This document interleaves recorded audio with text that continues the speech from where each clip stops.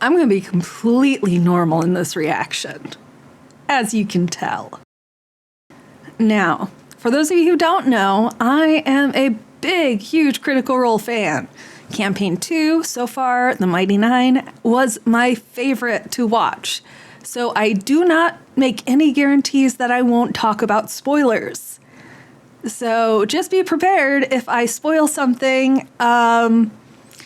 Sorry, but also not sorry because you have been warned. They also may have changed like a crap ton outside of the actual campaign. So I'm really looking forward to that. Oh, this is going to be great.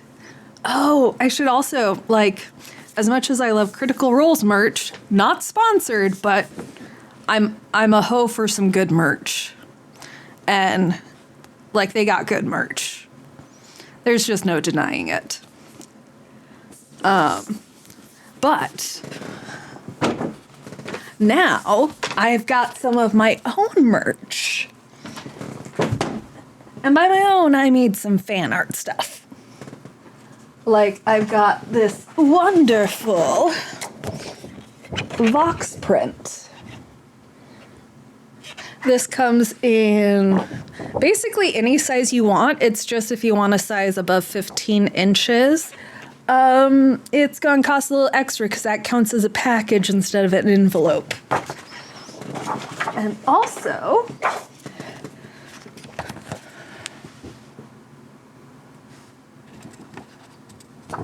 this also comes in numerous sizes, and if this ends up being popular enough, I may in fact make an entire deck. But yes, so those are both up on my Etsy store as well as a lot of other stuff. I'm working on a Femme Fatale sticker series, so look forward to that in the coming future. And still working really hard on my animatic of Rewrite the Stars. Unfortunately, it's going a bit slow because work has been rather busy for me lately, and my spoons have not been the greatest. So trying to manage all of that. And thank you all for your understanding. I do really appreciate it. I will try to do more, I promise. I'd have Kiri here, like, agree with me, but the batteries seem to be unfortunately dead inside her little voice box, which I'm not exactly sure how to get her voice box out. So, yeah. I'm not even sure if I can. So it just might be that she never talks again and has a voice box within her. But without further ado, I guess we should get into watching The Mighty Nein. Oh, this is great. For those of you who don't know, there's lots of different political conflicts going on in this series. One of the nations, I guess it would be, is Zemnia, and they speak Zemnian, which is basically just German. Unless they've changed it, it should just basically be German. Anyways, Kiri, are you ready? Okay, then let's get into this. Oh, and also I need to make sure I keep my camera visible because it decided to freeze on me last time I tried to record. So that was great. Just double checking to make sure it is not frozen anymore. Oh, also Molly Mock's in the Mighty Nein. And Molly Mock is absolutely amazing. Without further ado, let's get started.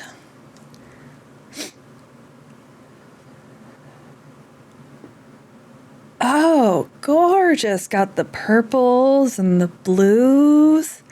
Very galactical, which when it comes to the Mighty Nein, if you know, you know. Oh, this is gorgeous. I don't have any sound. Give me a moment. And again, all of the time codes up here. We've got this lovely purple and green and blue outer space.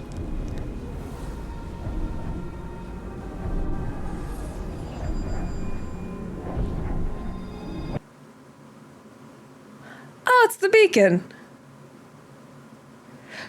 Oh, okay. 3, 2, 1, pause.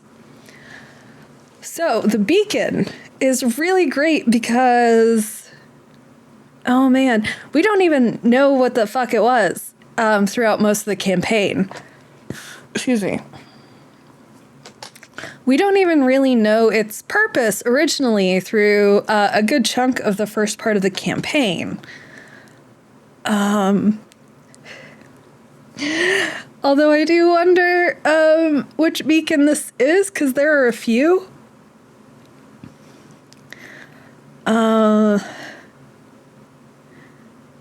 And there's one that was really famous. Are we actually gonna get to see the backstory behind that? Holy shit. Oh, this is great. Okay, 3, 2, 1, play.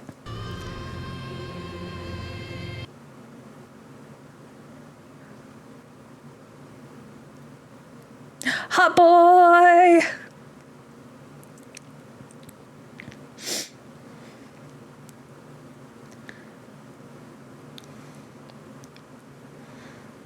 Oh, okay, they're using the reincarnation sort of thing with the beacon. Okay, 3, 2, 1, pause. Okay. So for those of you who don't know, we're immediately getting into how the beacon is a religious artifact for the Kryn dynasty. Ooh. Because everybody within a certain radius of the beacon, when they die, their soul, memories, etc., are transported into the beacon. And then when someone's born, instead of it being its own soul and such, one of the souls from inside the beacon will inhabit the new body with all of their previous memories and everything.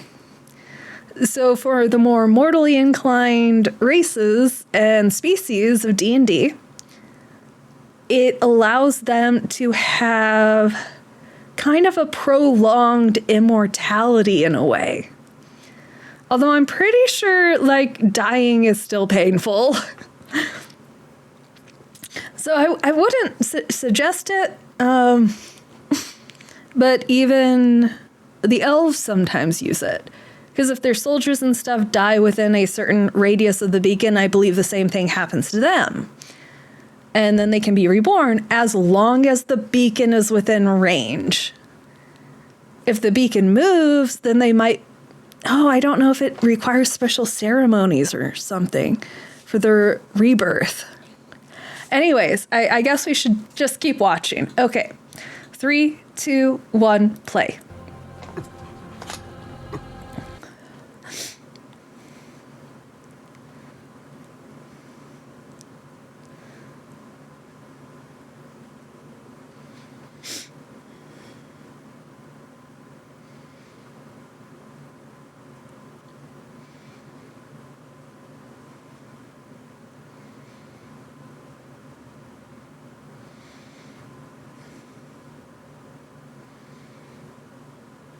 Oh, there are going to be so many special effects artists that are just going to be showing off, aren't they? Oh, fuck yeah.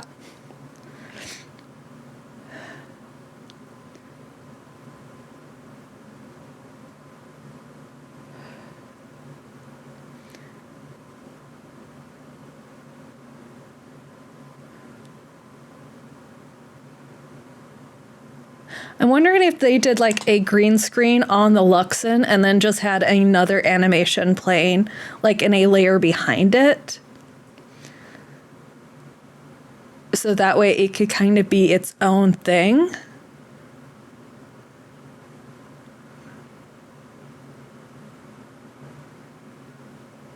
Okay, so we are.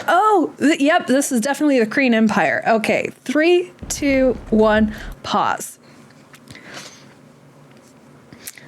So, spoiler, really big spoilers here. Essek, who is a really great character, absolutely love him. For some reason, I have a thing for war criminals. I don't know why. Not in real life, but animated war criminals. Such as Odysseus, Lotar, possibly Alistair. I don't know what he was up to during the war back in the day. And Essek. Because he kind of helps arrange the ability for people to steal this beacon from the Kryn dynasty. Okay, so... Kiri, what do you think? Oh, this is going to be good. Also, like, the background work behind all of this. If I remember right, the Kryn dynasty is a monarchy. Matriarchy. It's a matriarchy. So, yeah. Let's keep going. And I can't wait to meet my favorite character, Molly Mock. Okay. 3, 2, 1, play.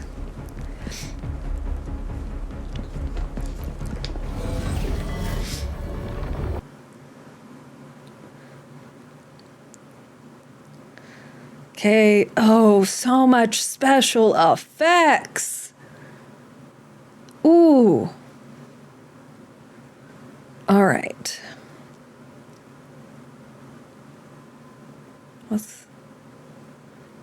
Oh. Hot Boy didn't go in with them. Oh, it's Trent Ickathon students. Okay, so that... Oh, Astrid looks hot. Wait, there's only supposed to be 2 of them. Why are there 3? Oh, okay. One's probably gonna end up dying. But Aidwolf is probably that one.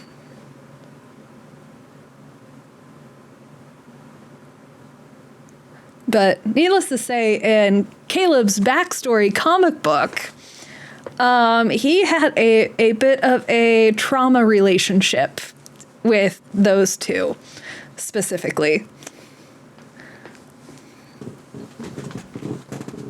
I say trauma relationship because nothing about it was really healthy, but it was kind of comforting each other in times of trauma.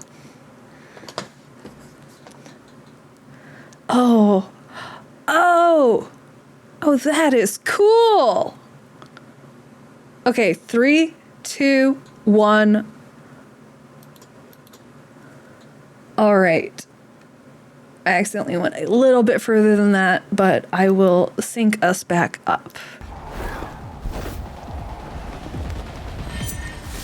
But just the fire and how there are still little details of the leaf that she used as a component inside this fireball that's going to cushion their landing here. I still don't understand how it's going to cushion their landing, but I guess due to the heat, it's kind of making itself a hot air balloon or something. I don't know. I don't believe there's an actual spell in 5e that does this, though. I'm pretty sure there's not. Okay, so even as it's being dispersed, all of the extra little animations coming off of the special effects of the fire are in the shape of the leaf. Oh, that is amazing detail. Oof. Yeah, the special effects artist must have had a lot of fun with this. Oh. And just all of the lighting would have to be completely changed, so the compositors probably also did quite a bit on this.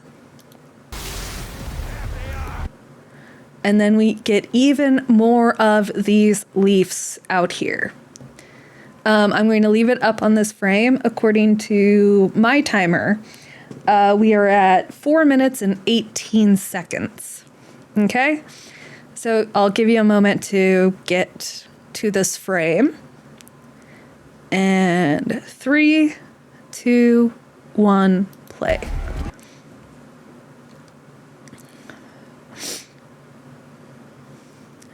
Oh, that's gorgeous.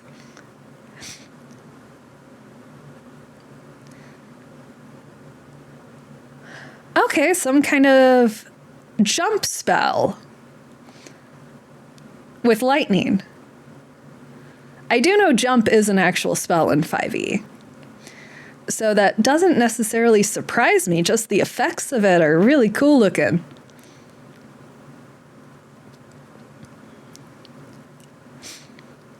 Okay, 3, 2, 1, pause. So, for those of you who haven't watched the campaign and don't want spoilers, again, I've already said this many times in this video already, and we are only 5 minutes in. I'm going to talk about spoilers because it's going to be interesting seeing what is in this show versus what was in the campaign. And the idea that we're getting this backstory of the setup of the Luxon beacon and everything, and we're getting Trent Ickathon's students, or protege, as they were here, which Caleb used to be one of those as well. And we're even doing the slivers of magical, I forget what the rock is called, but embedded in their forearms with their tattoos. Makes this really interesting because a lot of that allows them to use magical powers and change things in a way that most normal mages can't, or it just empowers their spells.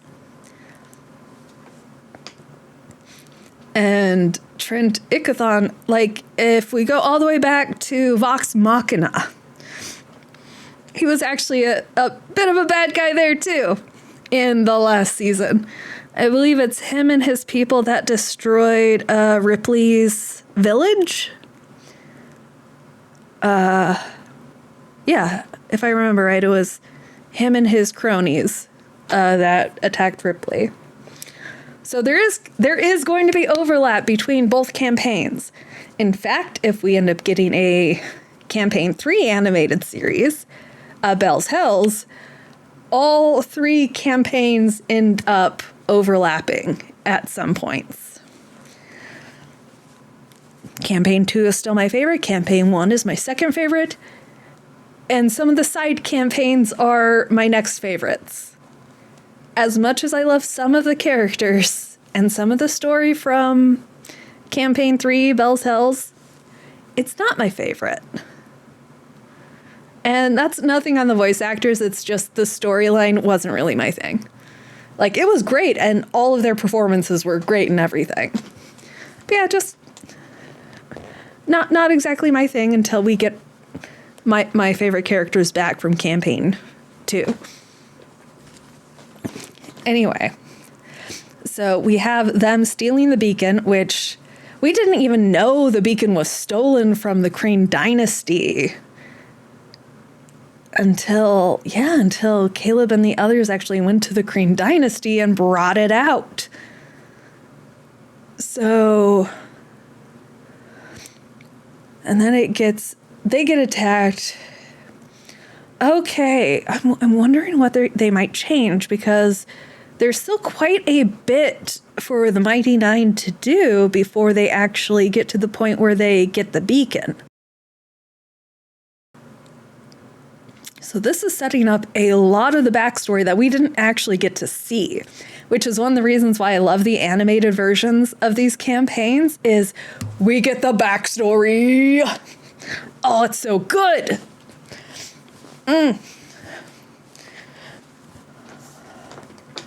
All right. 3, 2, 1, play. Excellent fight scenes.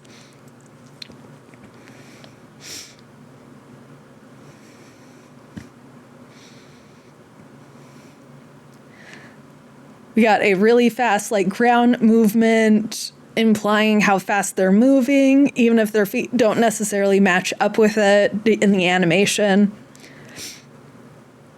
Oh, now that, oh, that was a spell. That was certainly a spell. Okay, so his name is Dane. I'm going to turn the subtitles on really fast. So 3, 2, 1, pause. Well, this one might not have subtitles. Oh well.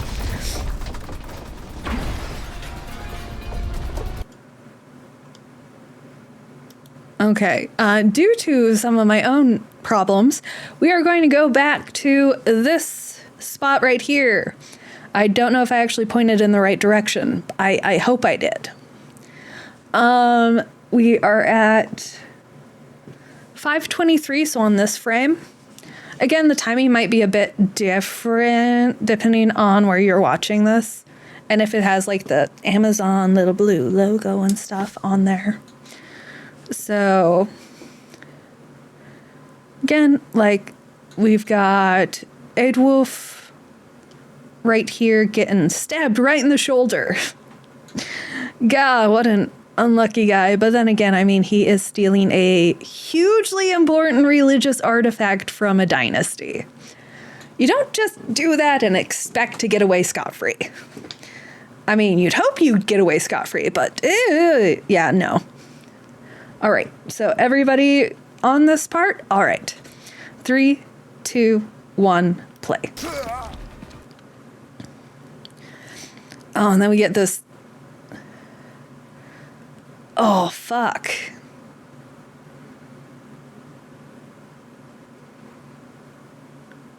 Hi, Matt Mercer.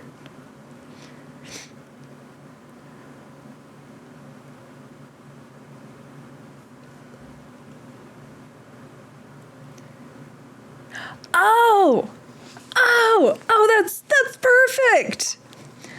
Okay, 3, 2, 1, pause. Now, here's an interesting thing about the Kryn dynasty. There is a giant magical spell over the entire dynasty, if I remember right, that is making it nighttime all the time because dark elves and a lot of other creatures that live in the Kryn dynasty are nocturnal. So their eyes and such are very sensitive to light. So in a way, it kind of gives them a more peaceful living arrangement in their in their homes and everything, to not have to worry about trying to avoid sunlight all the time during the day. But it's such a magical spell. Like, it requires such like a high level of magic that this is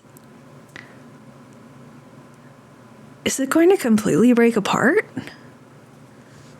Okay, 3, 2, 1.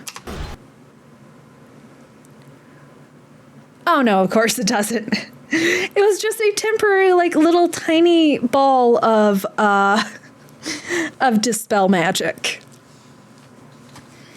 Enough to make a hole.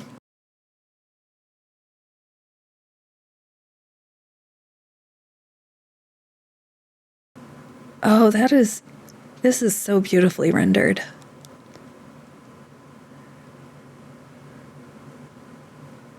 Edwulf, yeah. Oh, this is... Of course it's a trap, you morons.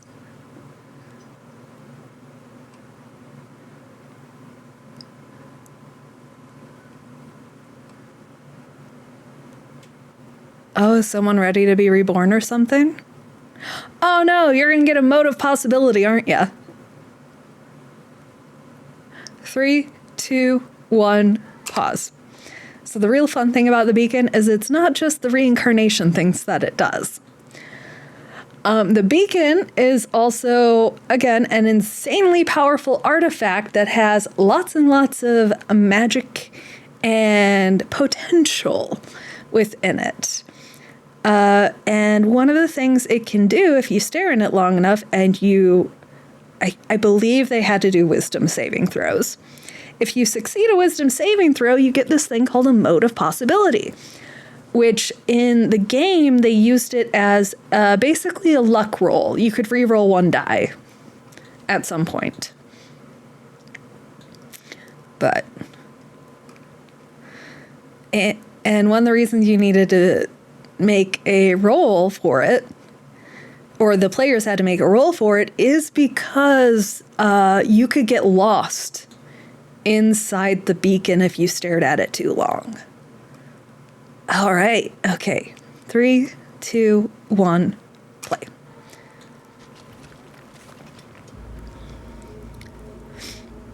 Well then. Oh, are we gonna get meet Essex's brother? Are we gonna get meet? I want to meet Essex's brother so bad. Like, we get a picture of him in one of the. Yeah, we get a picture of him in one of the games. Like, I believe it's the. Oh, which one was it? Oh, I don't remember, but.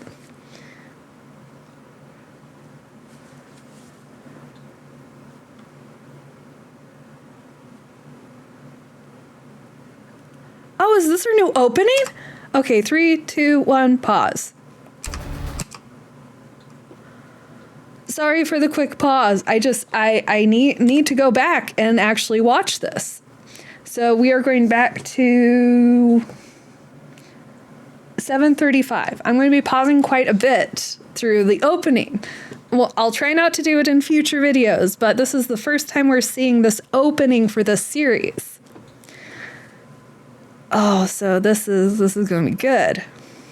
Okay, everybody on this frame. Okay, 3, 2, 1, play. Okay, we're going to pause at Caleb. So 3, 2. Sorry, it came up faster than I thought it would. But yeah, this is Caleb standing with Astrid and Adewolf outside of Caleb's parents' house. Oh, that's oof. Caleb has some trauma with a capital T. Heck, the entire word is like uppercase, because he got fucked up as a kid. Okay, so we had Caleb's. So 3, 2, 1. Ford in the sea. Okay, we are gonna, sorry, I'm gonna go back. So just pause where you are and I'll give you a time of when to come back. I will show the frames and stuff up here of where I'm at. But I want to get a better look at Ford sinking into the sea. Oh, that is good. Okay, and then we get Nott the Brave.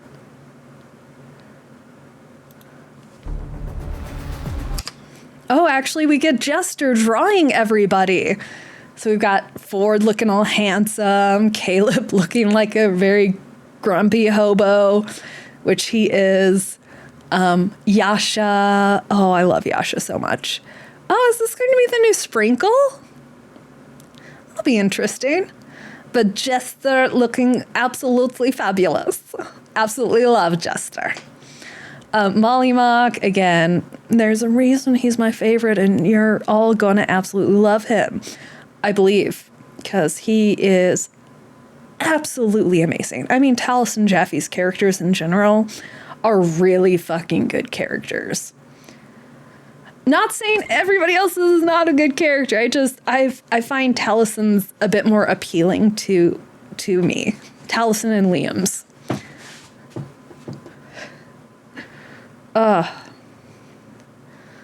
But yeah, Molly Mock. And we got Bo, and of course Nott in the front with her flask, because she always be drinking.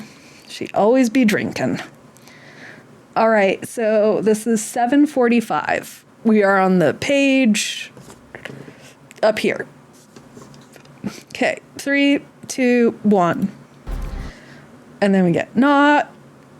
Bo, Molly Mock with the death card, Yasha with a vulture, Nott doing awesome shit, Caleb doing awesome shit, Ford being sad boy. Yep. Molly Mock being fucking amazing.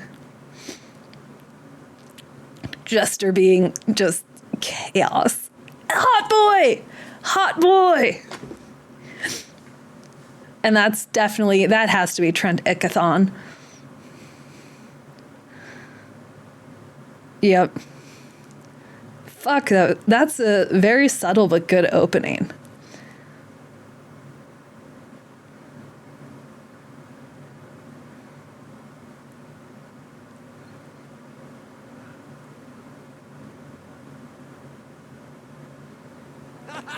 Okay, 3, 2, 1.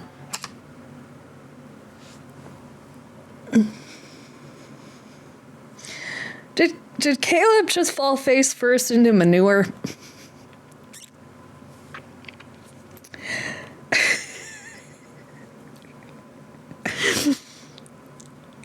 Are they building up to the Jester thinks he smells bad joke that I didn't fully get initially? Because he just said he was a messy wizard. It said it was dirty, and then Jester was like, "Oh no, you smell so bad, Caleb." God damn it. Okay, so I mean, they're even basically saying it, having a shitty day, huh? Yeah, he fell face first into manure. God damn. Oh, Caleb, my boy, I just want to wrap you in a warm blanket and give you some hot chocolate. All right. Let's appreciate our hobo wizard for a bit. Okay, 3, 2, 1, play. Having a shitty.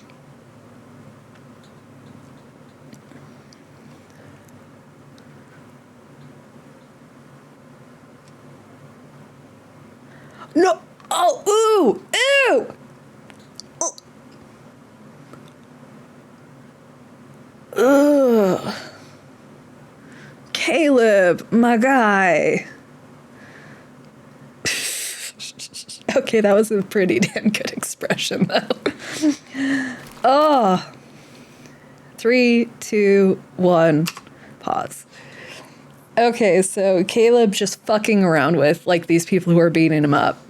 Just being as eccentric as possible and basically saying, oh, hey, I'm gonna fuck with them because I don't want to actually end up killing them, because Caleb is a powerhouse.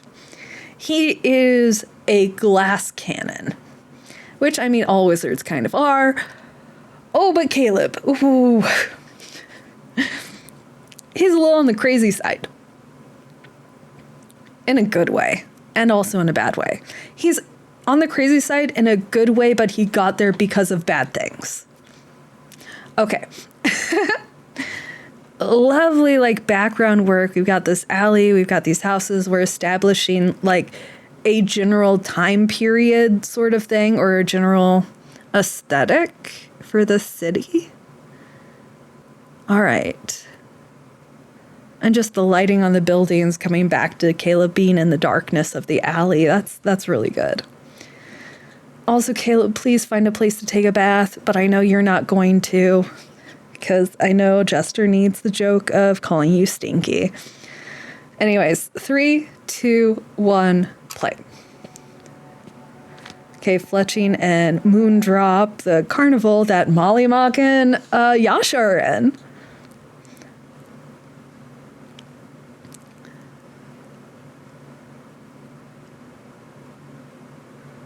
Mystic Banshee.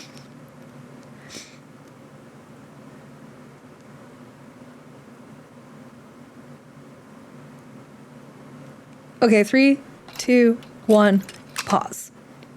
Now, I know I've highlighted this a lot in, like, other animated features and stuff, but we can also, this is another point of highlighting it. And also the fact that they actually draw all segments. Like, the hands are less cartoony. Even if it would have been easier, to just take out one of the knuckles and have it be a 2-knuckle, like 1-2 finger, they actually are showing us all 3 knuckles here, which is really cool. That takes a lot more detail. And it also gives it definitely a more solid look, like he is grasping the lock. On the other hand, we can see without a doubt what parts of this scene are going to move and not. Because it's the lock, the pick, and his hand. Everything else about this scene is completely background, so this is something that the compositors, I believe, would do, is putting the 2D animation and making it work with the loop that the lock is through. So, but even the loop the lock is through is not going to move. Because it has far too much detail, too much shading, etc. While on the lock and the hand, we're getting 2 layers. So we're getting the flat layer, then we're getting the shadow layer. We're not getting really anything else. Where the actual latch and stuff, we've got full-on shading, painting sort of bullshittery going on. Oh, it looks beautiful. Absolutely beautiful. Anyways, 3, 2, 1. Hi, Nott. Oh.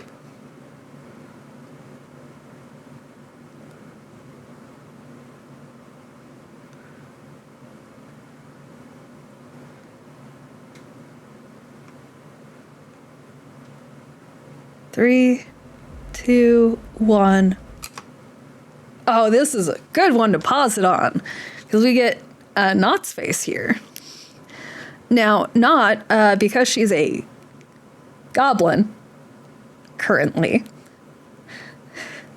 I say currently because spoilers,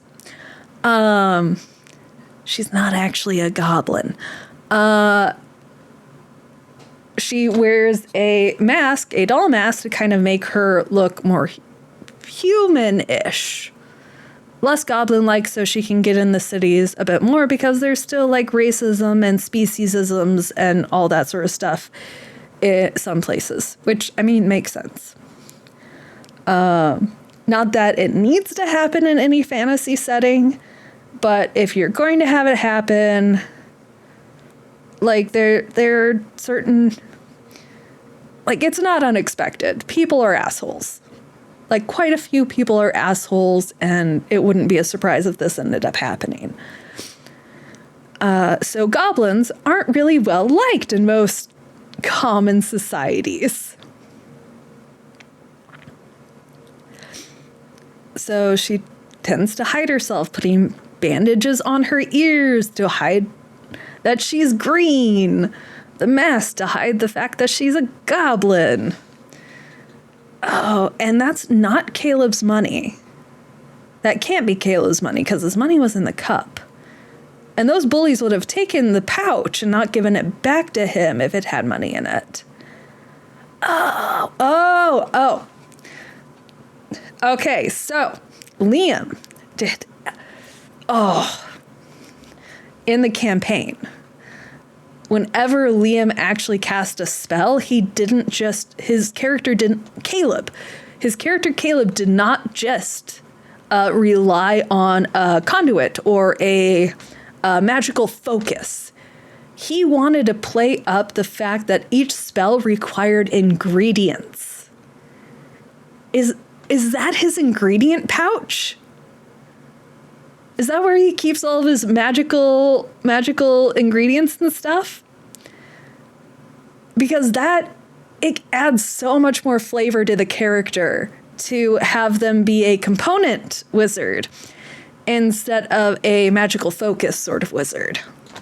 Now, granted, magical focus wizards are easier to play because you don't have to worry about buying all your shit.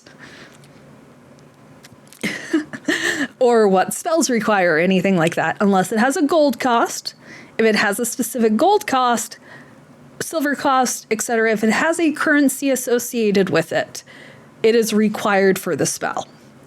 But if it doesn't have a specific currency with it, like a leaf or bat guano or a rock, string, stuff like that, you can usually go with a magic focus instead in game. And this is kind of just to make it easier for player characters. But what Liam did throughout like the campaign was he full on was like, I need these components, I need to use these components. And he put a lot of effort and description into actually casting his spells. So I'm very interested in, oh, this is going to translate to animation so good. Oh, I'm looking forward to this. Okay, so you see where we are? You can find the frame. It's basically at 10:15. And I'm just noticing this episode is 50 minutes long. Holy shit. Oh, this is going to be a long fucking video. Anyway.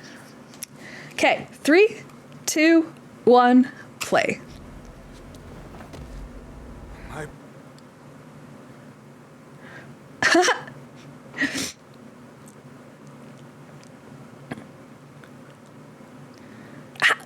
Did he just Kool-Aid Man his way out of a wall?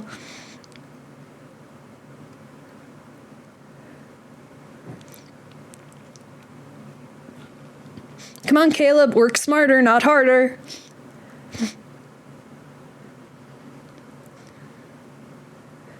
Caleb is also a smart boy.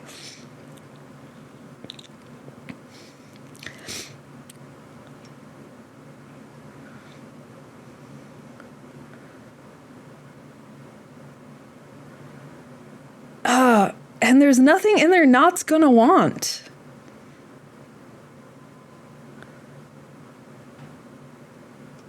Oh, that was cool. Okay, 3, 2, 1. Okay, we're going to rewind it a little bit because there was something I noticed. That don't worry about rewinding your stuff. Well, maybe. Right here. There's a key thing right here that it's pretty fucking obvious it's gonna move. And if it doesn't move, I would be really surprised. But we get this lovely background, so we're likely gonna come back to this shot at some point. But we get this wooden pillar right here, which is a lot less detailed than everything else in the scene. So something's going to happen with this wooden pillar, and possibly with the rope and stuff going over to this one. All right, so I'll let everybody get to this frame. We're at 11:13. So if I might be wrong. Okay, I might be wrong, but I'm just noticing the difference in textures. And honestly, they've created such amazing environments. Fuck.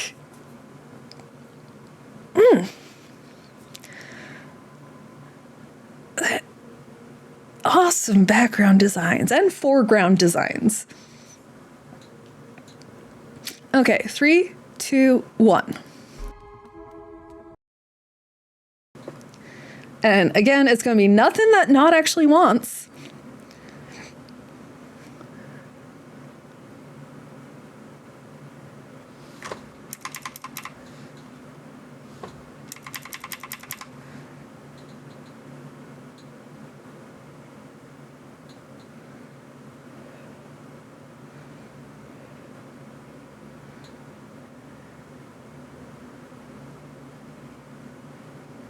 Yeah.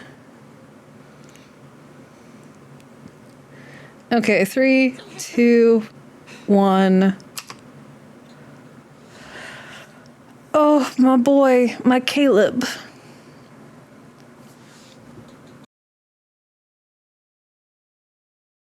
No.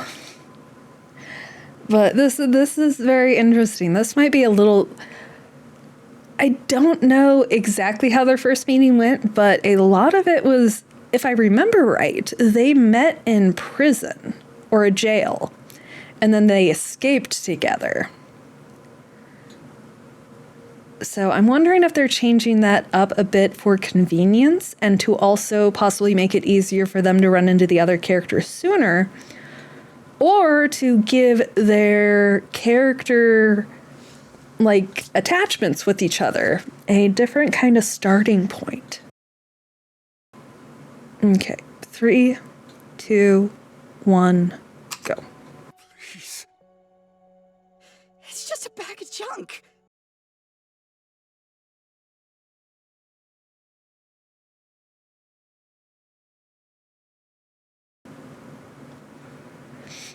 Yeah, because he's a wizard. He needs that.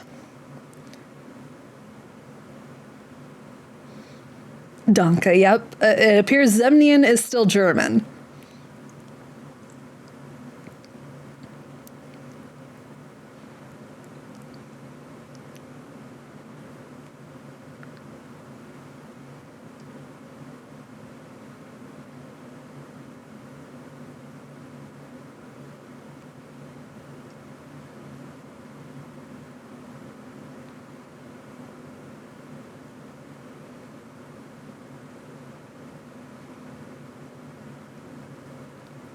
That is it. Yep.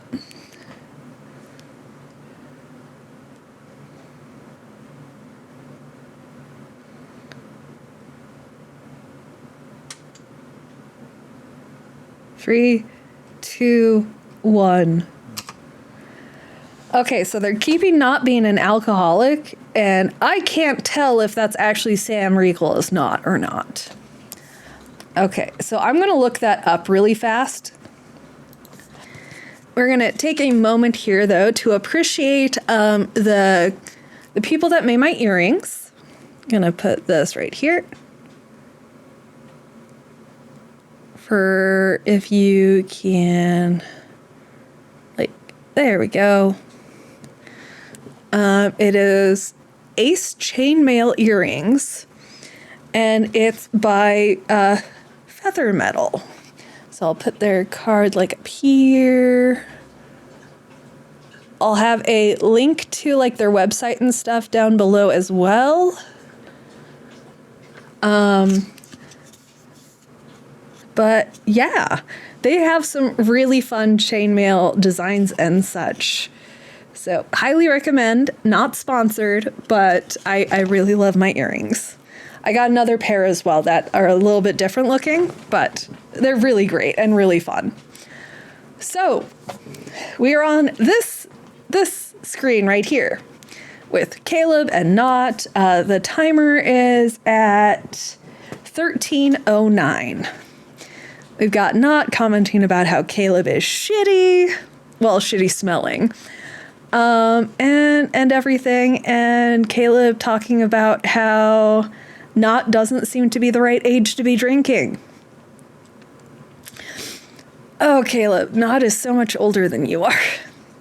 Well, I'm not sure about in this body, but in her old body, she was plenty old enough to drink. All right, Kiri, are we ready to continue? Okay. 3, 2, 1. All right. In that case.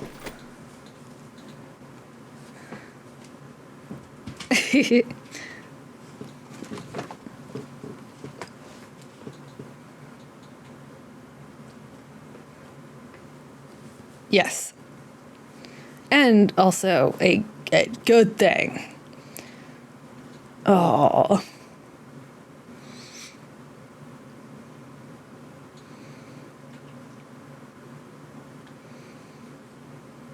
Three, two, 1, pause. I don't like where this is going.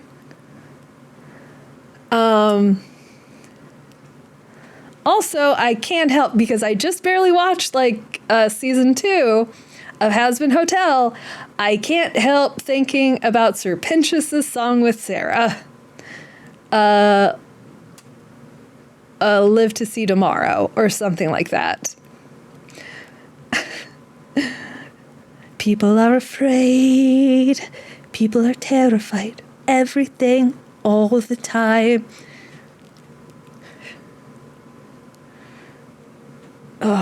Do anything to anyone. Just to live or to see another sunshine. I don't actually know the song all the way through yet.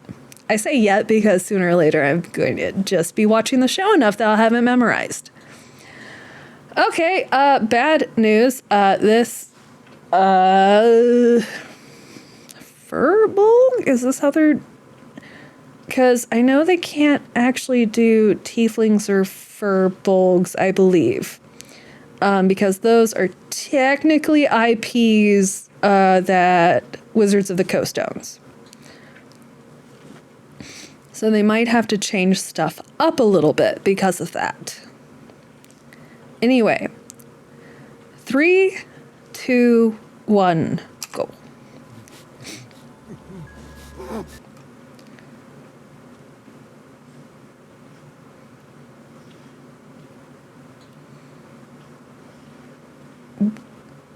The fuck?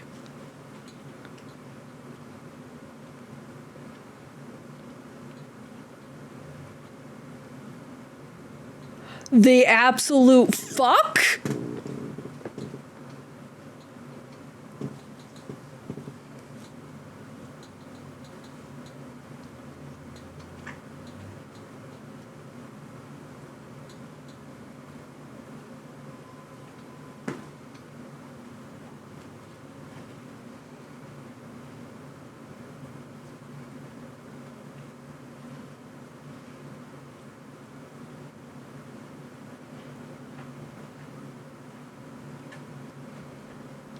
Three, 2, 1. Okay, this is a pretty disgusting shot to be paused on. I might have to blur this for YouTube. The absolute fuck?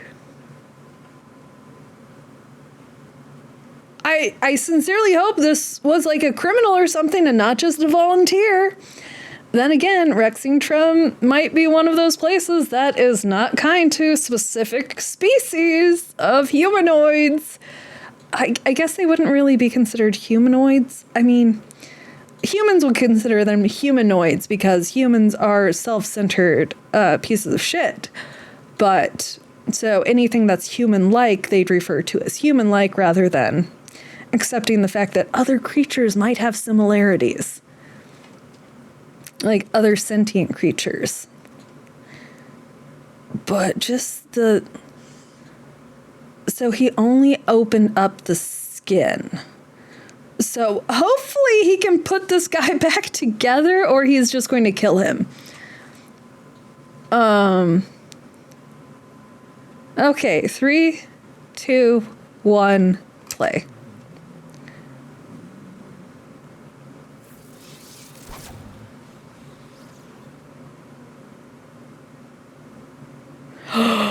Three. Oh, fuck.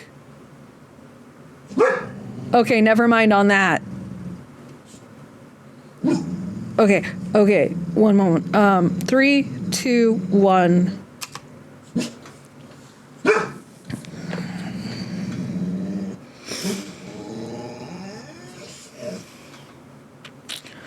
So he healed the guy, but he didn't... He healed part, and my dog's barking in the background. So I think another delivery might be happening. So I might pause the video for a bit. All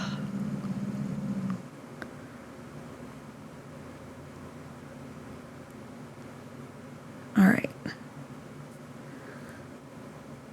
But the idea that Ikathon numbed the fear and pain center. Like,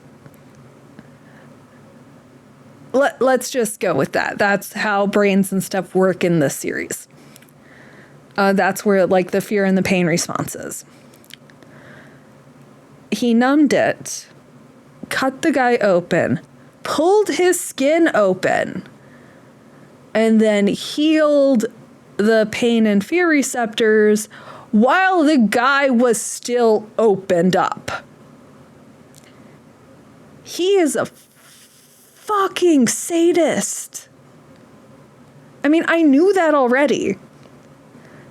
But seeing it, instead of just listening to it being talked about, two completely different things. Like, Kiri, I'm going to cover your eyes for the rest of this show. Because I don't think it's appropriate for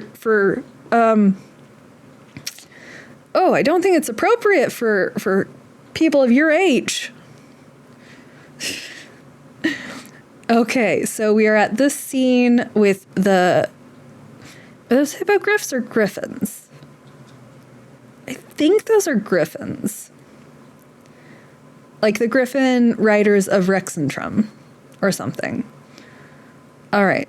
3, 2, 1, play. Also gorgeous lighting work.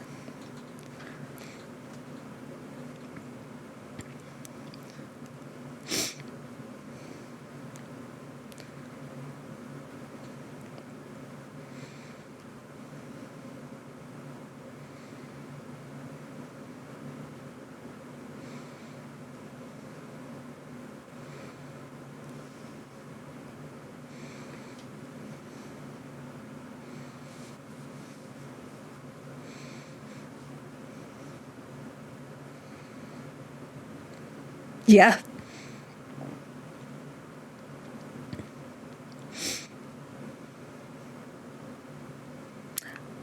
Yes.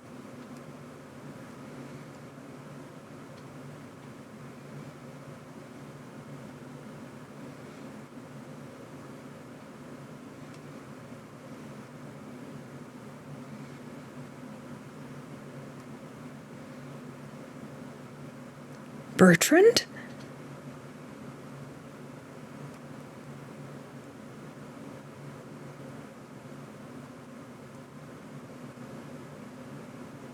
Okay, 3, 2, 1.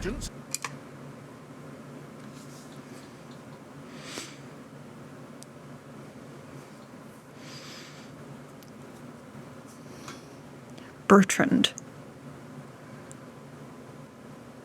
Bertrand Bell? Are they changing his character into being the king? I don't think they would. But that was one of Travis's later characters. Is Bertrand Bell. So I'm wondering if they're bringing him in, but just putting him in a different position. But yeah, you guys didn't specifically send agents. No, Trent Ickathon, who does want a war, sent his agents. Because he wants ultimate power and is an asshole. And, oh man, still one of the best insults in the entire game. We're probably not going to see it till maybe season 4 or something. Not till Caduceus Clay comes in. All right. Again, beautiful handwork. We're getting full knuckled hands and not just... I mean, we're getting some of the quick stuff, but we're also getting a full, like, curve of his fingers, which is cool. And because of the dramatics of this scene, we're getting a lot more shadow and highlights on his figure. All right. 3, 2, 1, play. Green Dynasty? Yeah.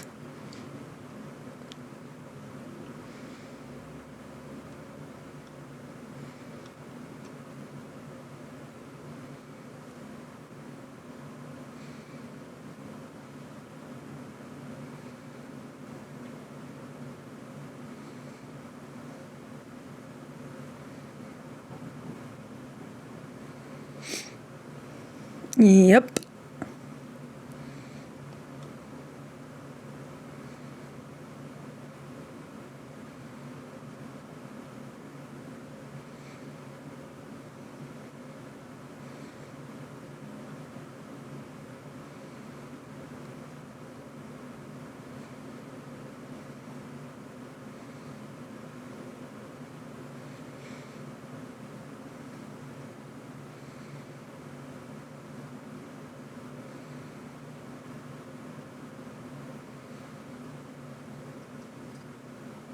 Oh, fuck. Okay. 3, 2, 1. It might have been the king that wanted the war. And he's playing dumb to all this. But yeah, behind the scenes, there's a huge plot going on politically. Behind the scenes. Toby, do not go upstairs. Because there's 2 major kingdoms, Rexentrum and the Kreen, who are fighting. I think there's like 1 or 2 other kingdoms that are kind of in and out of wars and stuff. Excuse me. But again, it's been years since I actually watched the campaign. I'm amazed I remember however much I do. Also, I have no idea who the white-haired elf is, but I love him. We're probably not going to see much of him. But it's interesting when we see the difference in animation between this and like Has Been Hotel, where a lot of the background characters are just super unique, but mostly static figures. Where a lot of background characters in Critical Role, like Mighty Nein, Vox Machina and stuff, a lot of them will be wearing like face masks or stuff that makes it so you can't really, like they're on a character model and they stay on that model, a model that can be used for multiple people. And they'll all look basically exactly alike. But they'll be easier to like swap in and out or like just have soldiers to murder and stuff like that. They're basically animation fodder. They usually have lower details than everybody else. And again, usually face coverings, only eyes or something visible. Because if they wanted to change like eye color, that's a lot easier to do than changing an entire face shape, nose shape, hair color, hair shape, etc. So having helmets, which is a singular style of thing to draw on heads, makes it a lot easier than than doing entirely unique designs for everybody.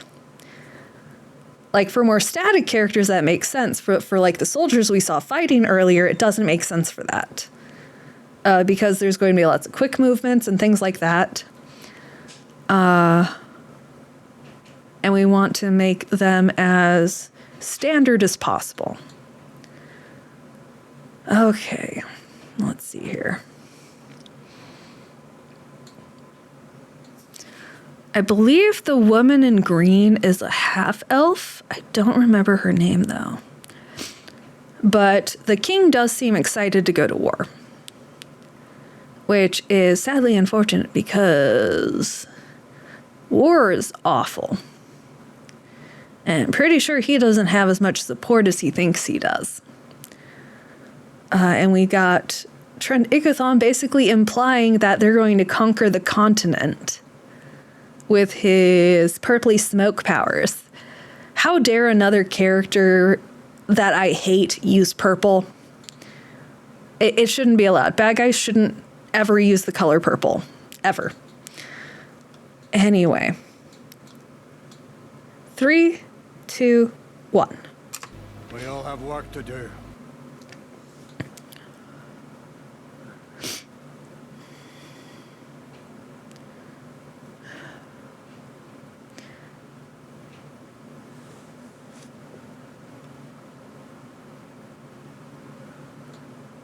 Oh.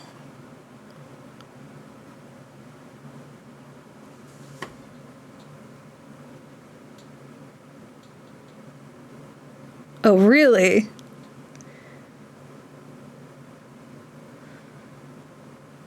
Oh, that poor horse. Oh. Hi, Bo. Oh, beautiful shot.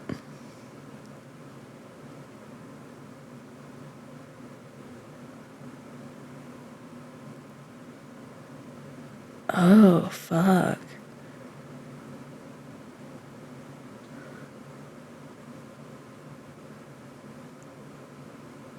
3, 2, 1.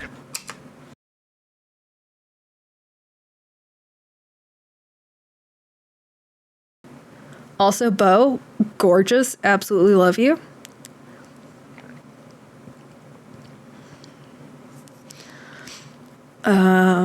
But this does make sense because the Lexan beacon can also control time in a way.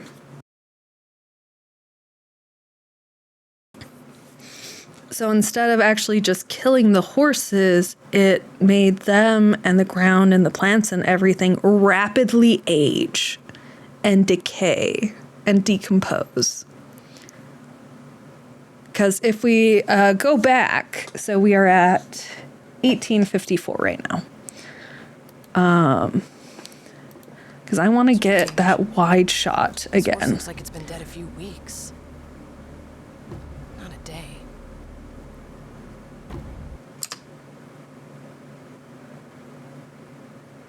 Because I wonder if some of these actually reverse time or something for a little bit.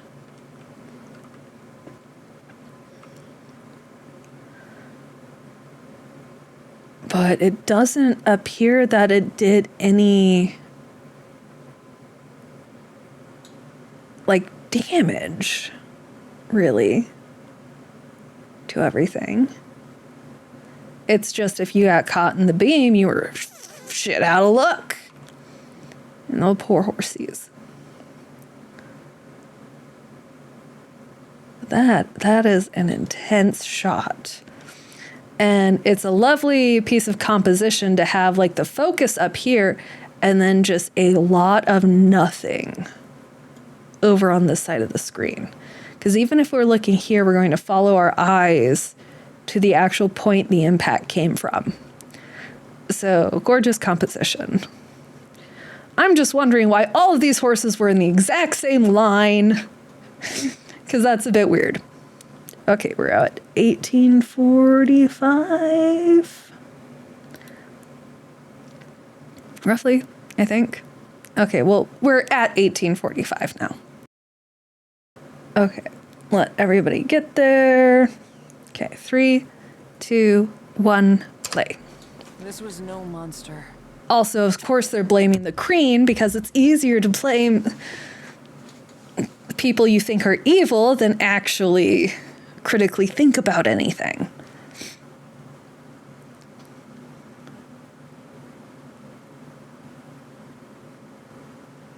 Oh, he's a piece of shit.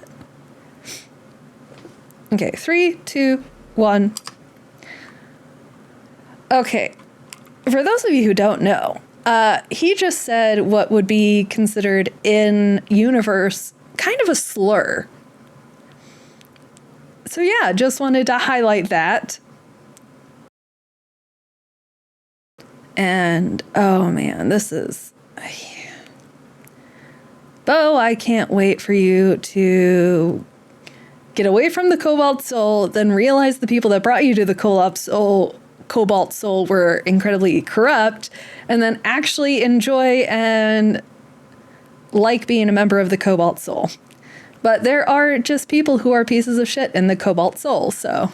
And this guy who's with her seems to be one of those pieces of shit.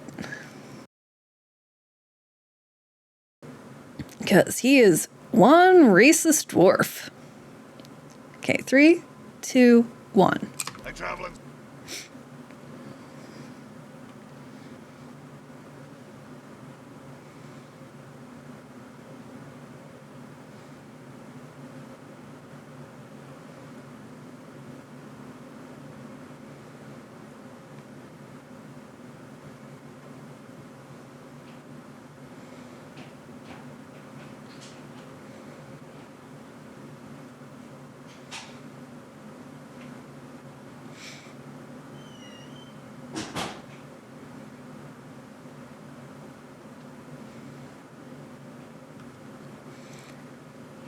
Okay, 3, 2, 1. Okay, I love the fact that we're getting a, like, BBC Sherlock moment from Bo. This is cool because Bo is an investigator. She does like looking into things, discovering things, figuring stuff out. So we're getting so much of her character here. It took us like ages to really get in depth with her character and her character arc and stuff in the campaign. But having this background foundation as an audience, absolutely perfect. Like, immediately from how they're setting it up, we can tell that Bo's going to be one of the main characters. And we can also tell exactly what Bo's motivations kind of are. She wants to actually figure out what happened, how this happened, and everything.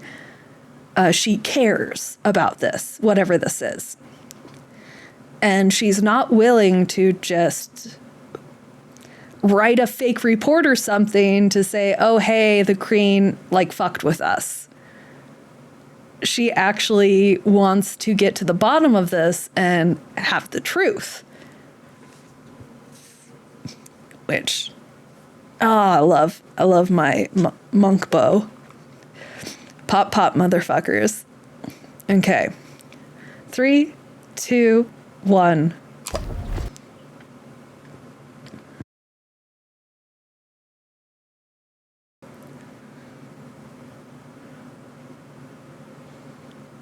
Also, 3, 2, 1. Pause. Bo kind of looks like Sokka, not gonna lie. I just had to comment that from the hairstyle to the facial expressions and stuff, Bo kind of looks like a grown-up Sokka from Avatar: The Last Airbender. But oh, those wraps must have been like a pain in the ass to draw. Oh. They did like simplify their costumes quite a bit, but they wanted to make sure Bo had abs. I appreciate that. I can appreciate their attention to ab detail. Okay, 3, 2, 1.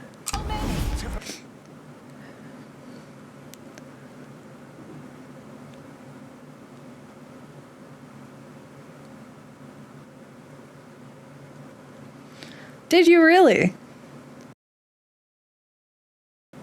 Oh, that's unpleasant.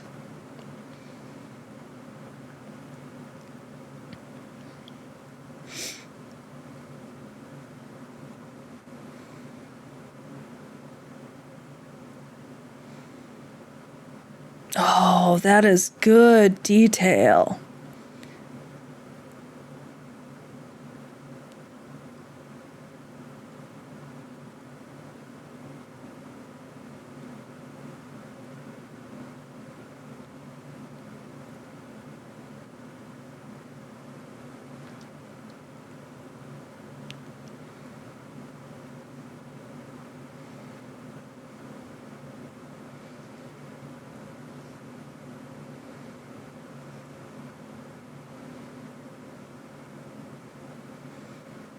Ooh. And they're putting extra detail into, oh, the camera shots are so good. But lots of extra detail into Bo's eyes and everything.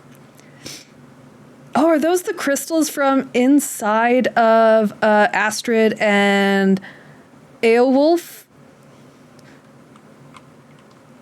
Aedwulf? Inside their arms?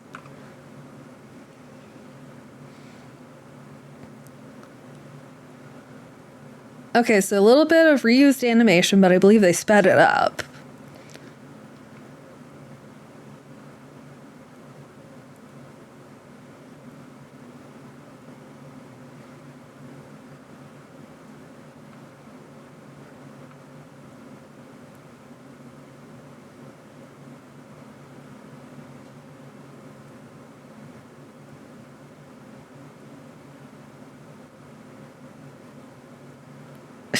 It's not.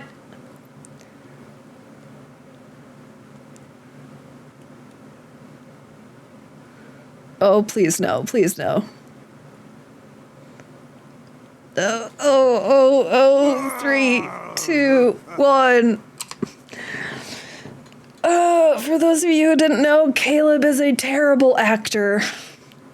And also terrible at accents. Even though Liam is amazing at accents, I love the fact that he made Caleb terrible at them. Oh, and not everybody can puke on command. Not everybody can puke on command. That's a specific skill that is not great to know. Not great at all. But we do have an interesting thing with Nott's hands in this frame. We actually get a hint that Nott's nails are not really very nail-like, but actually claws, with how the details are drawn out. And we're also getting Nott interacting with the like background and the animation areas that aren't moving. So that helps put Nott into the actual scene instead of just having everything interact around her. So it's good. It helps solidify them into an environment, even when the environment is so different than the actual character animation. Because these environments are incredibly detailed compared to the actual characters. It still makes the characters stand out, though. And it's not so different that it's jarring to a point of discomfort. Okay, 3, 2, 1. Let's watch Caleb be terrible.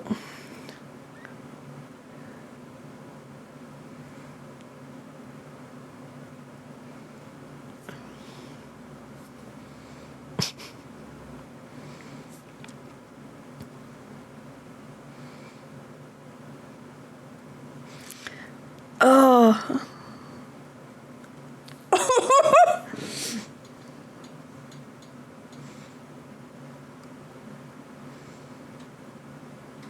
Yeah, that's one way to draw attention.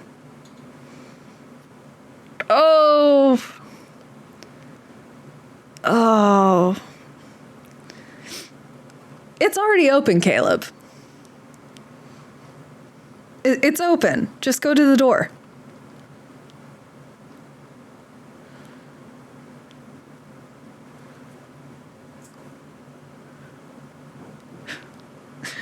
Get punched in the balls, but at least you get inside. Okay, 3, 2, 1. Okay, we get some beautiful lighting details. We get a darker background. And I love how we're still getting like the light from the window on the back of Caleb, and we're getting some like lighting on the top of Nott's head and her face that's not covered by her hood or hair. And then, yeah, it's a very subtle, like, lighting shade in the background. Very nice. Also, my Hobo wizard. Absolutely love my Hobo wizard. I also find it incredibly fun that to animate 5 o'clock shadow, or like a very short beard, they'll just do an entire color over a man's face. So they like don't even bother making it look like a beard or like hair or anything. And considering the style, that works really well, considering we don't actually have any really well-defined strands of hair either on the characters' heads. It's more of a blob with some pointy bits. It certainly makes it easier to draw. Okay, 3, 2, 1. I can't wait for all the new fan art.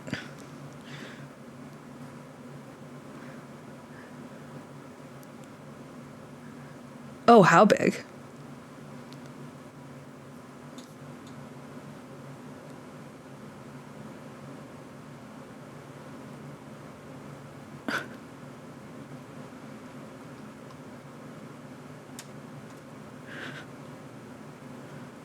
Oh, that's adorable.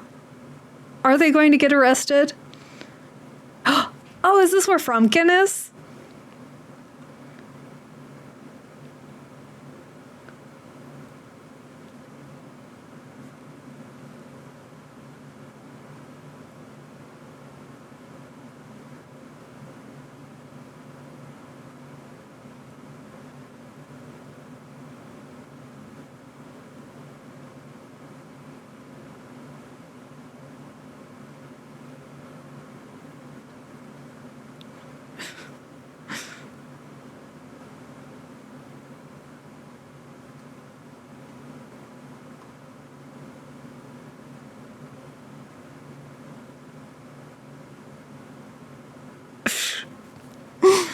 Accurate. Doesn't mean he's good.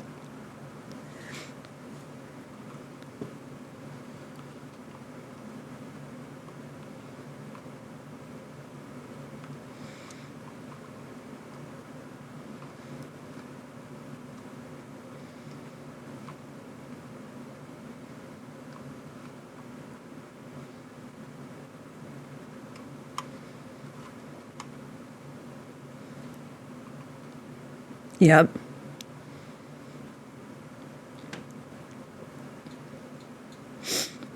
Yep.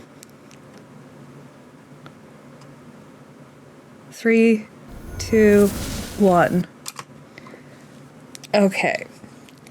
So, again, Bo's proven that she's fucking smart, y'all. Don't doubt Bo. Bo figures so much shit out in the campaign. It is insane and so much fun. Like seeing her have a Charlie moment from It's Always Sunny in Philadelphia. It's so good. And the fact is she has such compelling evidence and such a compelling story and theory that it's far more likely than just a racist, oh, hey, we want to start a war sort of bullshit. And again, the dwarf might have been in the Cobalt Soul for 230 years. Doesn't mean he's not a racist piece of shit. But yeah, as I said, there's yeah, that a lot of this campaign has some of that in it. But I really hope that this guy sends Bo. I believe they're going to send Bo off to investigate on her own and follow this lead. And that's probably how Bo's actually going to get in contact with, well, not get in contact, but meet up with the rest of the Mighty Nine, who don't know they're going to be a found family yet. Okay, 3, 2, 1, play. This stuff? Yep, it does.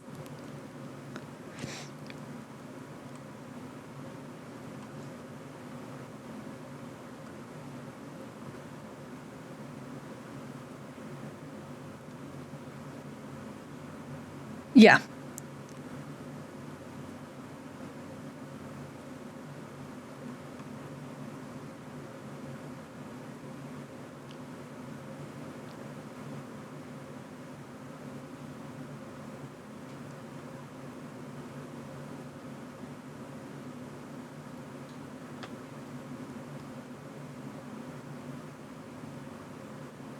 Yeah, because she is.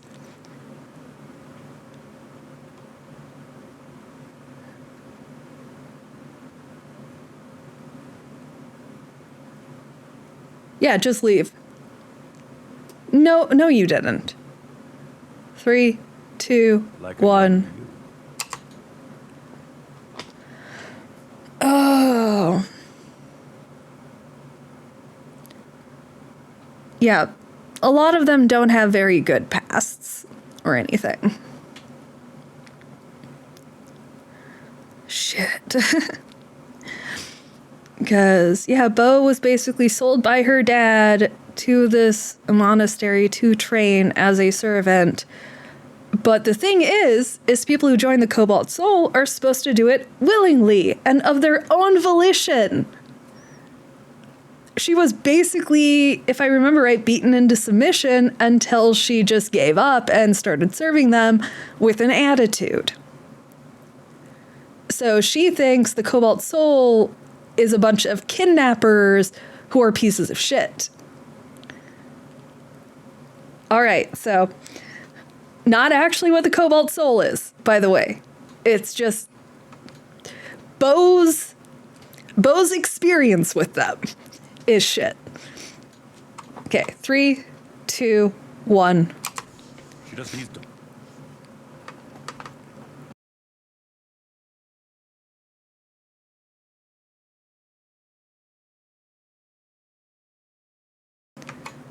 Yeah.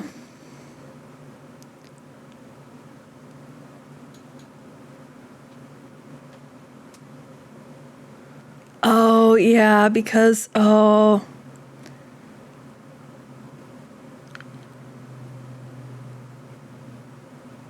Oh.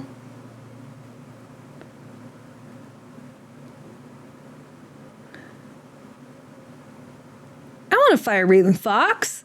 Sort of, maybe. I'd have to have a lot of fire extinguishers.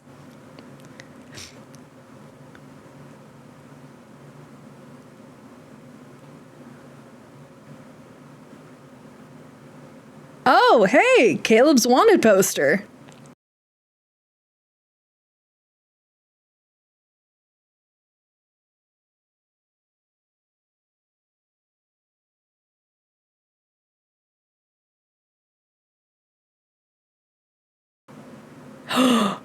Oh, he wants bat guano for Fireball.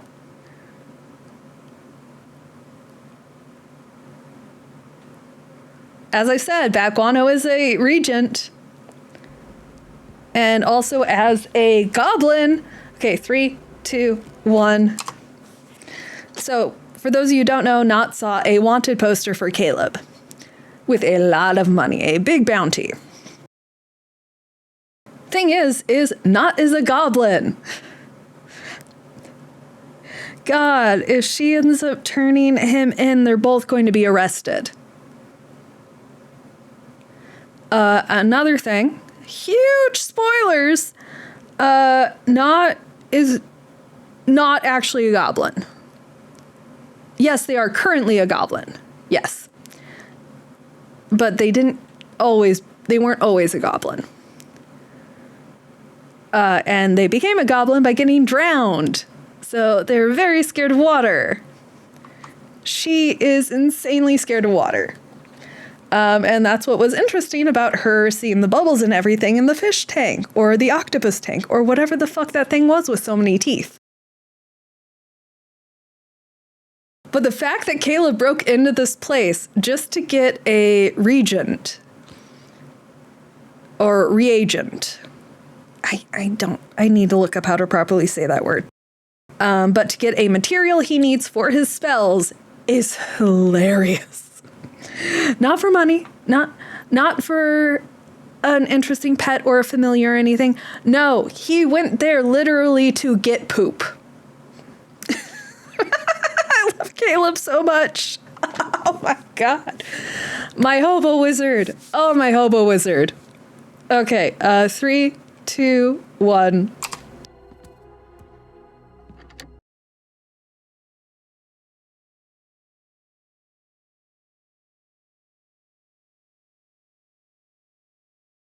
Oh, that's not good.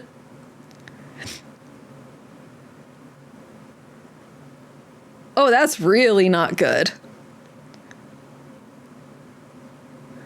They didn't actually steal anything you'd notice.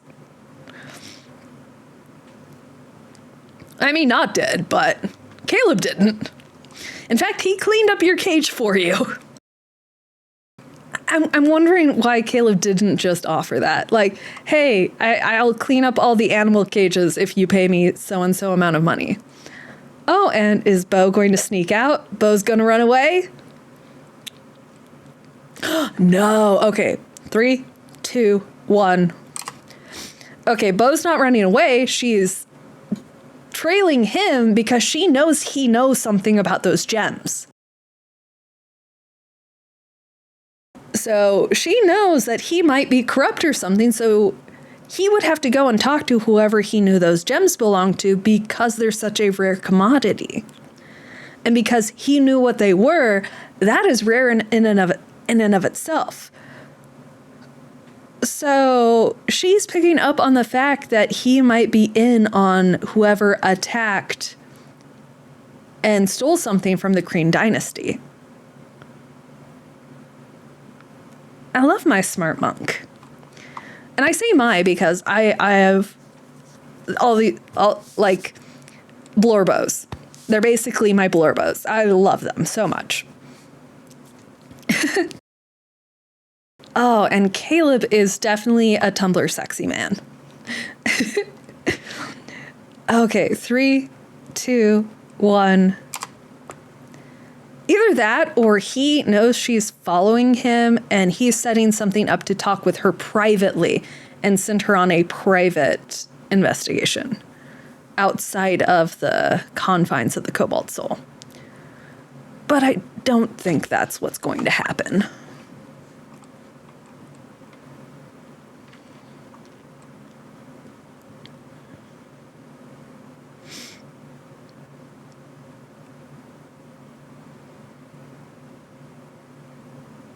I love that. Yeah, sleeves are bullshit.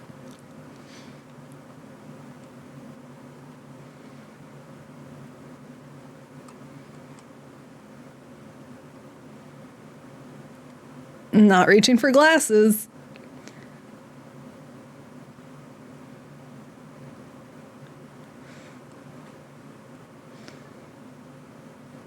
Ooh, such good fucking details.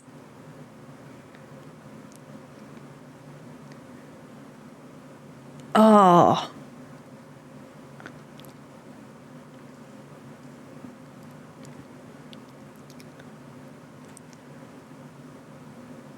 Oh, it's Whitestone. And they're turning it into residuum. Oh, that's it. That's what they're... Okay, 3, 2, 1, pause. Okay, so this is another tie back to Vox Machina. Whitestone, which many of you, if you watched Vox Machina, know, Whitestone is a kingdom where Percy's sister rules. But it's called Whitestone because of the Whitestone that is there that can be turned into something that's residuum and stuff like that. A component that can take the place of any component, really, or empower spells. It is something that is very, very, like, it is very important on a economic level as well as a war level. For mages, magical artifacts, and it's pretty, like, I believe it's illegal or they're supposedly trying to keep it a secret because it is so fucking powerful. And it can change so much in the balance between political parties. And not political parties, political forces, kingdoms, nations. It can change the power balance so quickly. So the idea that there is an underground residuum processing plant using Whitestone, and Bo's discovered it, and the guy that's with the Cobalt Soul is in on this. That's why the guy sent the dumb dwarf with Bo.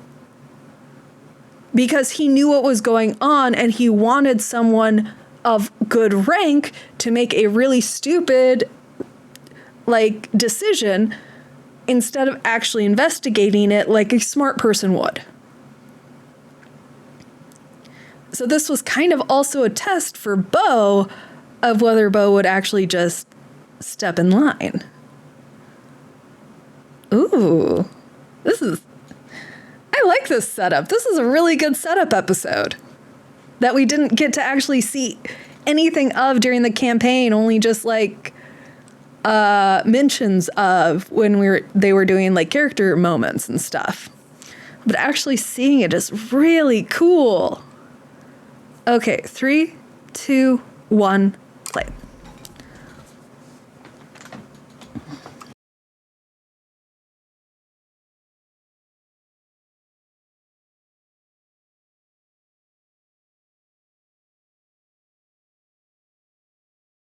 Yep, working with Trent Ickathon.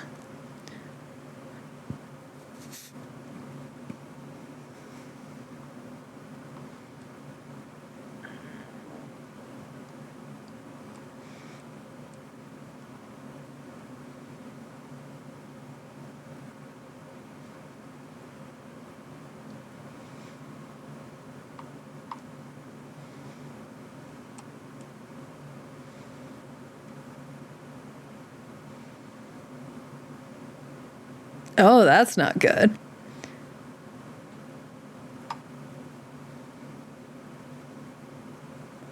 And now Bo has someone else to follow.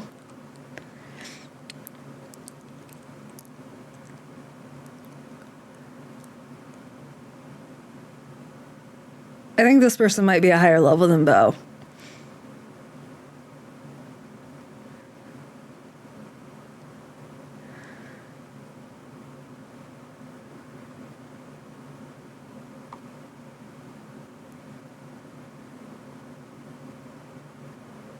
Yep. Bo's about to get her ass mostly kicked. But Bo's also a monk. And monk do monk shit. Also pocket sand. And Bo can't take the knife because the knife is created from the gem in her wrist.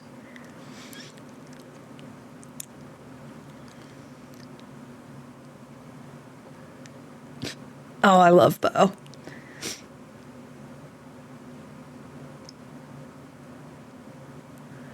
Oh, is the guy from the Cobalt Soul going to come in and save her? Nope. Oh. Oh, no. Poison. Okay, okay. Well, luckily, monks are resistant usually to that sort of thing.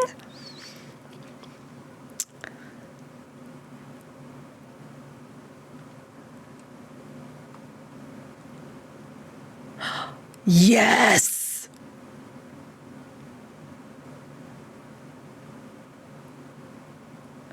Three, two, one. Okay. Not only does Bo remind me of Sokka, but now we have Ty Lee. Oh, we get Sokka getting immobilized with... Oh, that's so good. I love it. They're like, we love these parts of these other series, so we're going to do our own thing with them. That's amazing. All right, so we have a lot of stuff going on here. Okay, okay. This person's... Is this the same person who was in the Cobalt Soul? I was talking about Bo getting kicked out. I think this is the same person. That would be interesting. Also, back. They didn't have to put this much detail into Bo's back, but they did, and I appreciate it. Okay. 3, 2, 1.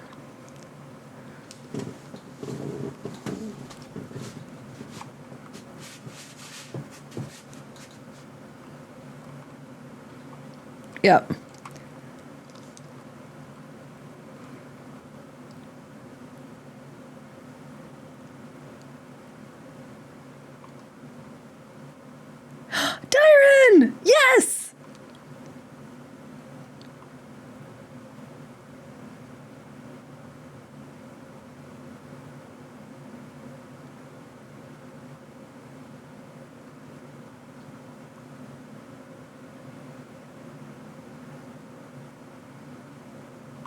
Oof. Yep.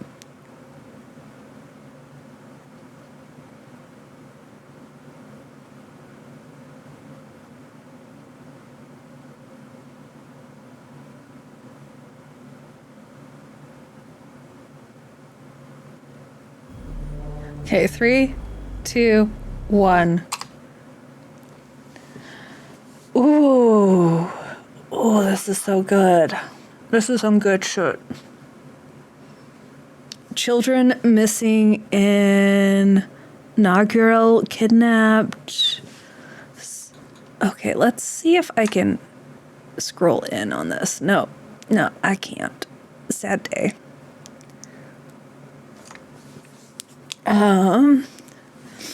I will try to get a better image of all of this. I'm zooming in. Da, da, da, da. Oh, hey, Trent Ickathon, right there. Something Empire Finding World something Erwin Hurst Jenna Arkar Military Hub plus running a various Construct Luden Therethis Still Scarred involved Cobalt Soul Blightshare. Okay, so this is how she gets Bo involved. Okay, this makes sense. So this is how she finds out that the Cobalt Soul has some corruption within it. And it's not good. All right. So for those of you who wonder, we are at 3525. So 3, 2, 1. Holy shit.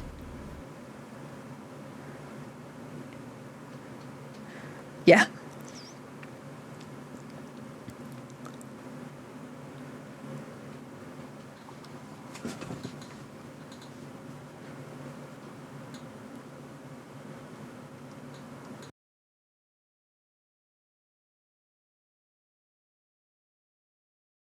Oh, yep.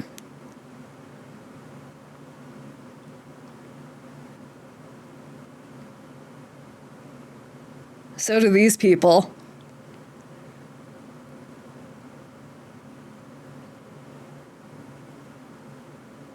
Oof.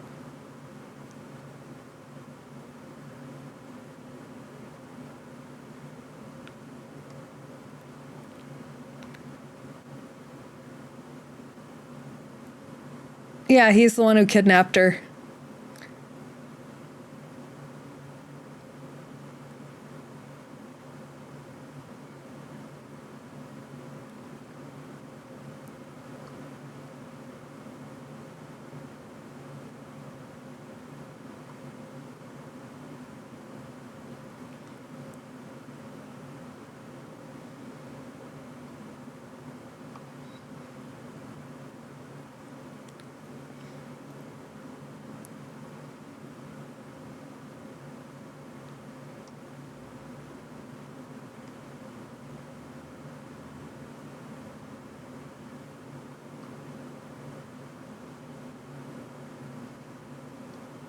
Oh, Bo. Okay. 3, 2, That's how you 1. This is really great because out of all 3 campaigns, the Mighty Nine is one of the few campaigns, one of the few groups, that were never highly regarded for their heroism or saving the world. Because nobody knew they did it. And they didn't care that nobody knew they did it. So we're already setting up the fact that they're a bunch of nobodies. I love it. absolutely love all of this setup. This is so fucking cool. Okay. 3, 2, 1, play. Saw you too, right?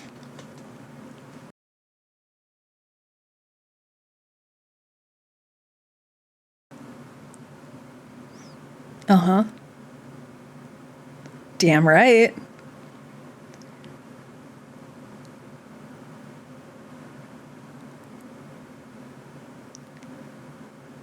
Oh, now it's going through alcohol withdrawals.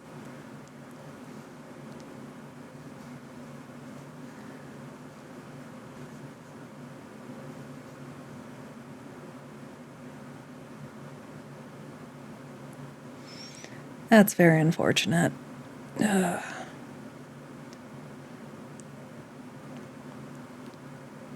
Okay, so Caleb's casting a spell of some sort.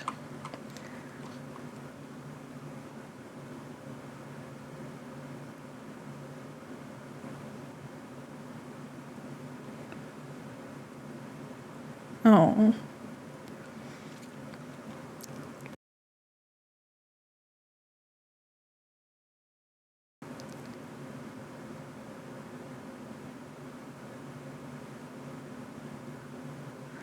Oh, is he going to summon Frumpkin now?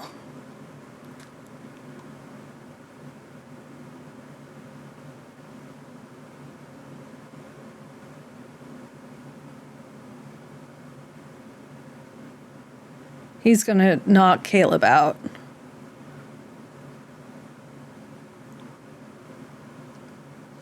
Philanthropist. Yep.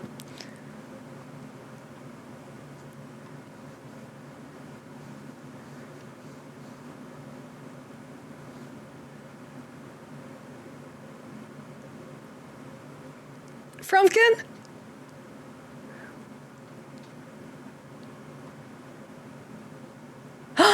Yes, Frumpkin!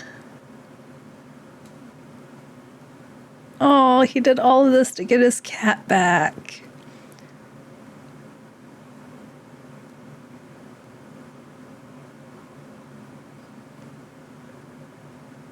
Oh, Caleb!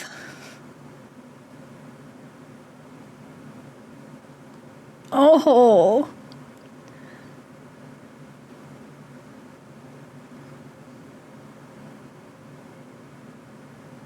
Oh, no!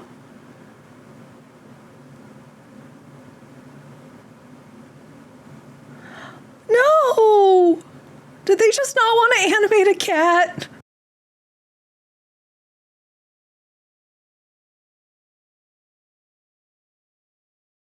Oh. Oh.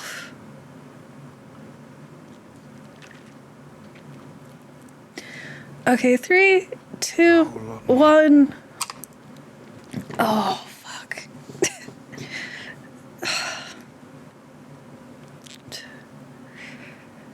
Whew. Getting emotional over a cat that I know comes back. Oh my god. Ugh. Oh. Oh man. Oh yeah. Kind of hits a bit personal considering my cat actually ran away and went missing a year ago. So. But yeah, that cat is kind of all Caleb has left. Who he thought were friends and lovers abandoned him. His teacher turned out to be a horrible piece of shit. Big, huge, blinking spoiler flag. Caleb was tricked into killing his own parents, but it broke him mentally to the point that he ran away, so Trent Ickathon put a bounty on his head because Caleb is still one of his most talented students. So Caleb has a thing with fire. Oh man, but he needs an actual like brazier for this spell to work permanently. And those cost a lot of money. And Hobo Wizard doesn't have that kind of money. Oh man. But here's where Nott is figuring out that maybe Caleb at some point in time in the future might be able to do magic to a point to get Nott to be who they used to be. At least back into their old body, their old form, who they are. It's really a fun little allegory, if you will, for some things.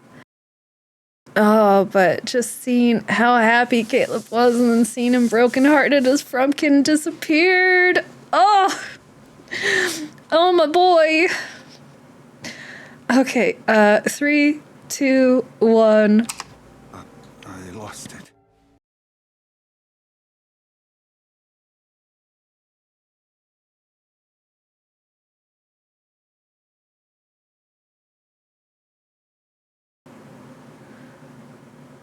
Yeah.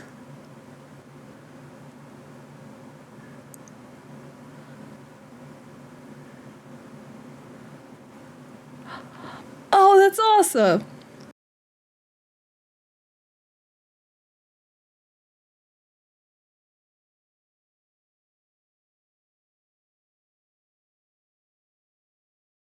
Until Nott gets an ever-filling flask, which does happen.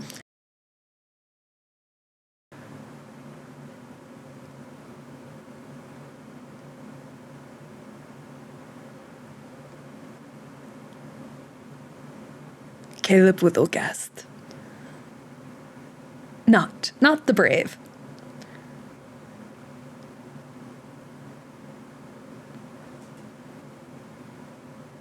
Aww.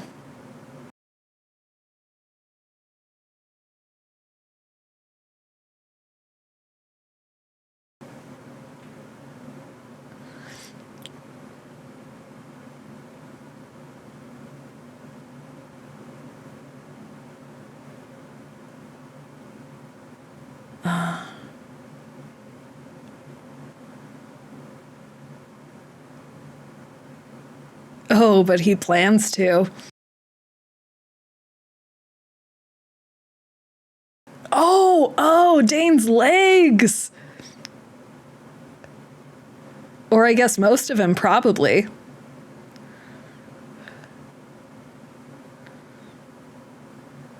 Oh, he got real fucked.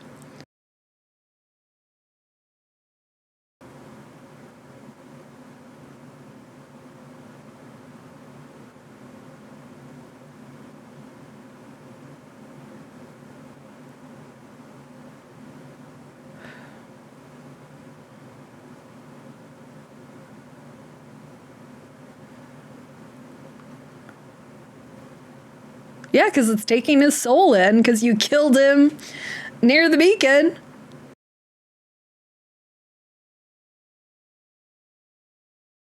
And he made a connection with the beacon, so his soul's gonna go into it.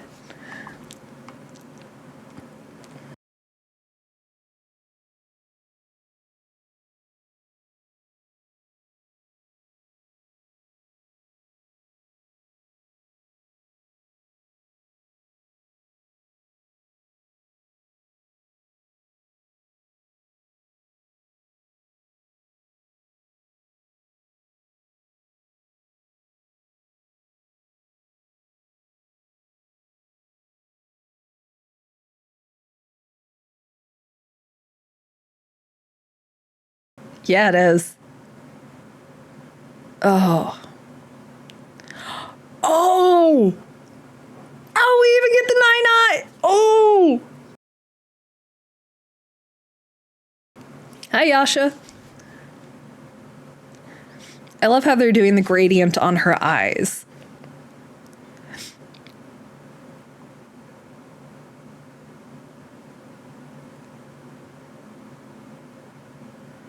Okay, 3, 2, 1. Pause. Okay. So we are actually really close to being done with this episode, and we haven't even ran into Jester or Ford yet. Or Molly Mock. Well, we'll run into Molly Mock at the carnival.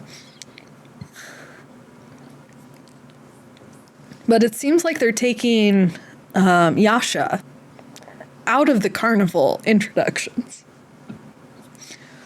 In a way. Which is very interesting. But as I said, like the soldiers, they all have a singular look and everything to them. There's not much differentiation in design. I believe these are Kreen soldiers. So. And for those of you who don't know, Yasha is basically Mommy in Critical Role Campaign 2, the Mighty Nine. She can crush your skull like a watermelon between her thighs. Yeah. Okay. 3, 2, 1, play.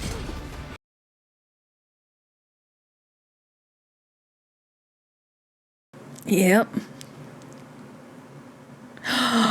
Oh, this is while she was still being mind controlled.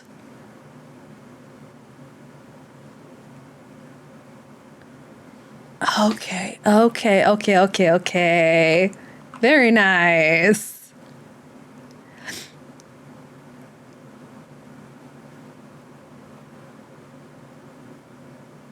It's both. Okay, 3, 2, 1. Nope. We're going to skip this part, okay? Because this is just previews of what's going to be happening. And I already have a pretty good idea of what's going to be happening. And I don't want any sort of changes spoiled. Oh, this is going to be so fucking amazing. Oh. Thank you all for joining me. Again, you can find the full cut over on my Patreon. I might do something else. I mean, if enough people end up being members or something. I don't know. This is intense. I'm really happy with the way they're setting this all up. I really wish that Has Been Hotel kind of got the longer season treatment.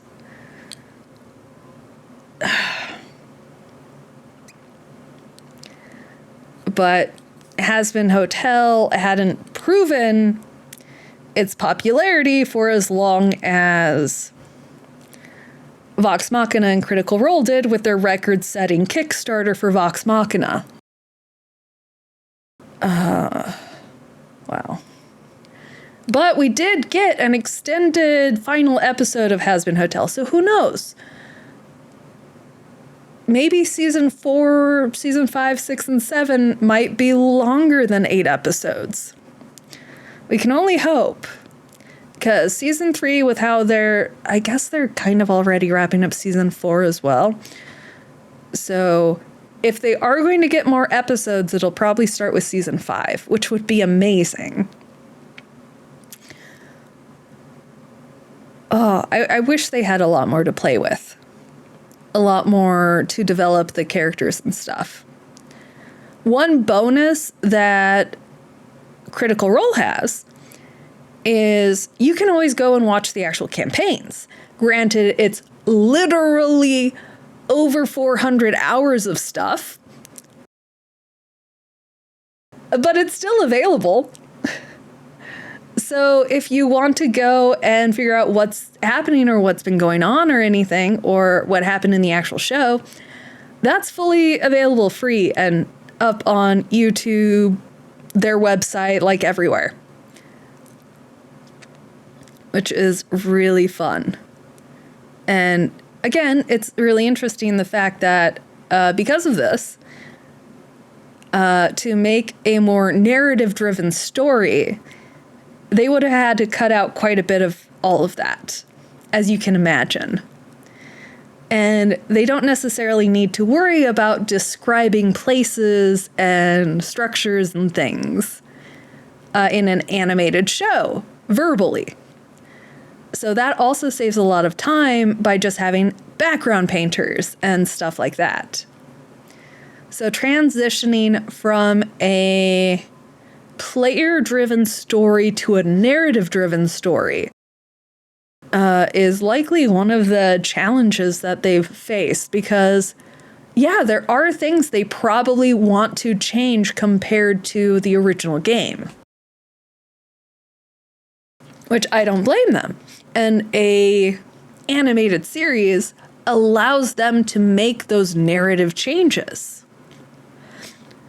because they can keep what worked and remove what didn't. They can also add in more scenes with, say, Yasha and other characters where the players couldn't be present for the campaign as much. Because for those of you who don't know, Ashley Johnson was off filming for quite a while in New York, so she couldn't actually attend a lot of sessions as Yasha at the beginning of the campaign. The same thing happened with Pike. Anyway, I'm going to wrap this up because my groceries are being delivered soon. So, thank you all for joining me. I will see you in the next episode. Again, my Etsy store is up. Please go take a look at it. 20% off a minimum purchase of $10. Free shipping over $35 in the United States. Yeah, that's about it. Bye-bye.